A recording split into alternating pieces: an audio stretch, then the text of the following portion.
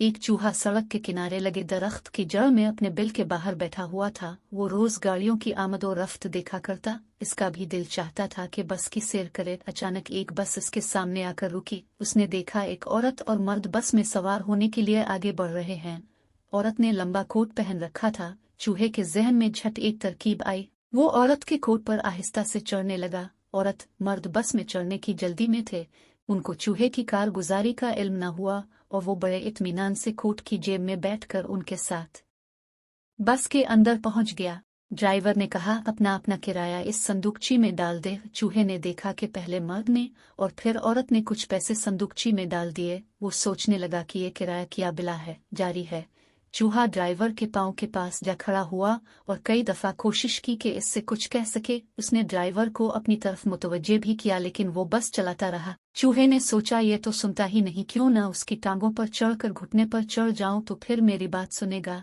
जब वो ड्राइवर के घुटने पर पहुंचा तो इसने उल्टे हाथ से इस तरह उछाला कि वो एक मोटी औरत पर जा गिरा। वो एकदम चलाई हुई चूहा और खड़ी होकर आदेर अलिफादेर होने लगी। चूहा झट भागकर नशिस्तों के नीचे जा छुपा, लेकिन औरतों में भगदड़ मच गई। ड्राइवर ने बस रोक दी। सब लोग चूहा तलाश करने लगे, मगर वो ऐसी जगह छुपा बैठा था कि इस पर किसी की नजर न पड़ सकी। जब सब लोग बैठ गए तो इसने इत्मीनान का सांस लिया। ड्राइवर ने बस चला दी। चूहे ने आदेर अलिफादेर से झांक कर बाहर देखने की कोशिश की। नशिस्तों के नीचे चल फिर कर देखा ताकि बाहर का नजारा कर सके, लेकिन कामयाबी न हुई। सिर्फ मुसाफिरों के पांव नजर आ रहे थे।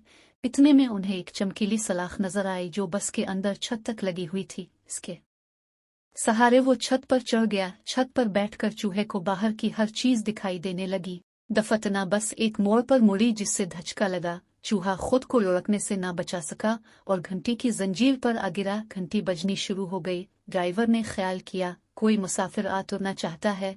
अगले मोड़ पर बस रोक दी। चूहा उछलकर वहीं बैठ गया जहां से गिरा था। घंटी बजनी बंद हो गई। जब कोई ना उतरा तो ड्राइवर ने फिर बस चला दी। वो धचके से चली। चूहा फिर घंटी की जंजीर पर आ गिरा और टन टन करके घंटी फिर बजने लगी। चूहे ने सोचा, शायद ड्राइवर मुझे परेशान करने के लिए बार बार घंटी बजा रहा है। ड्राइवर ने अगले मोड़ पर फिर बस रोक दी। चूहा जंजीर से छलांग लगाकर फिर सलाख पर चढ़ गया। घंटी बजनी बंद हो गई। जब कोई ना यात्रा तो ड्राइवर ने बस चला दी। अचानक चूहे के कान के पीछे खारिश सी हुई और उसने खुजाने के लिए अपना पांव अलिफाटे आलिफ, लेकिन खुद को संभाल ना सका और एक बार फिर जंजीर पर गिर पड़ा। घंटी बजने लगी।